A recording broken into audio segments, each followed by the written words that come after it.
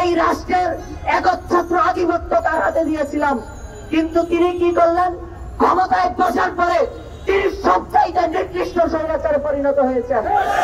তারপরে যত শাসক আসছে প্রত্যেকেই শেখ মুজিবের সেই পথকে অনুসরণ করছে।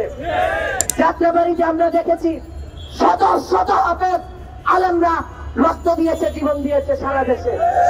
আমি আপনাদের সমস্ত দাবিগুলো করেছি এবং করার পরে আমরা সাংগঠনিকভাবে সিদ্ধান্ত নিয়েছি যে রাষ্ট্র সংস্কার ছাত্র আন্দোলন আপনাদের শিক্ষকদের এই ন্যায্য দাবির সাথে একাত্মতা পোষণ করার। প্রিয় শিক্ষকবৃন্দ, আমরা দেখছি যে সম্প্রতি আমরা যে গণ অভ্যুত্থানের মধ্য দিয়ে গিয়েছি, এখানে এই অভ্যুত্থানের মধ্যে সমস্ত শ্রেণী পেশার মানুষ যেভাবে নেমেছিল, মাদ্রাসার শিক্ষক ছাত্র প্রত্যেকটা এতিমখানা এবং যে সমস্ত মাদ্রাসা এখানে আছে, কওমি আলিয়া যত ধরনের মাদ্রাসা আছে, প্রত্যেক ধরনের মাদ্রাসার ছাত্র শিক্ষকরা আমাদের সাথে সমানভাবে আন্দোলনে জীবন দিয়েছে, রক্ত দিয়েছে। তাদের সাথে কোন ধরনের বৈষম্য এই রাষ্ট্রে আমরা সহ্য করবো না ইনশাল্লাহ। আমরা দেখেছি 1971 সাল থেকে আমরা এই রাষ্ট্রটিকে যখন এক সাগর রক্তের বিনিময়ে পেয়েছি, তারপরে বারবার আমরা রক্ত দিয়ে গিয়েছি, কিন্তু সবচাইতে বেশি রক্ত দিয়েছে মাদ্রাসার ছাত্র শিক্ষকবৃন্দরা। কিন্তু দুঃখের সাথে বলতে হয় এই দেশে তাদের স্বীকৃতি কখনোই দেওয়া হয় নাই, তাদের ন্যায্য অধিকার কখনোই প্রতিষ্ঠা হয় নাই।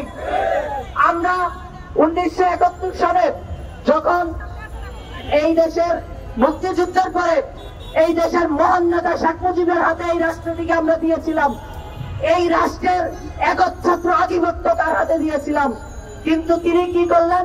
ক্ষমতায় বসার পরে তিনি সবচাইতে নিকৃষ্ট স্বৈরাচারে পরিণত হয়েছেন। তারপরে যত শাসক আসছে প্রত্যেকেই শেখ মুজিবের সেই পথকে অনুসরণ করছে। আমরা যদি এরশাদকে দেখি, হাসিনাকে দেখি, এরা শেখ মুজিবের শিষ্য মাত্র। আমরা 71-এ রক্ত দিয়েছি, 90-এ রক্ত দিয়েছি, তারপরে একটি গণহত্যা এখানে হয়েছে। আমরা দেখেছি মাদ্রাসার ছাত্র শিক্ষকদেরকে 2013 সালে সপ্রায় নির্মমভাবে গণহত্যা চালানো হয়েছে। 2024 সালে তারা সেগুলো ভুলে গিয়ে আমাদের সাথে সমানভাবে রক্ত দিয়েছে, জীবন দিয়েছে।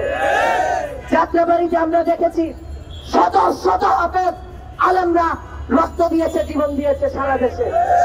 এই দেশে গণ অভ্যুত্থানের পরে যখন মন্দিরগুলোতে, বিভিন্ন ধর্মীয় প্রতিষ্ঠানগুলোতে আওয়ামী লীগরা এবং ভারতের দালালরা হামলা করছিল, তখন আমরা অনলাইনে দেখেছি, বাস্তবে দেখেছি মাদ্রাসার ছাত্র শিক্ষকরা জায়নামাজ দিয়ে মন্দিরকে রক্ষা করেছে।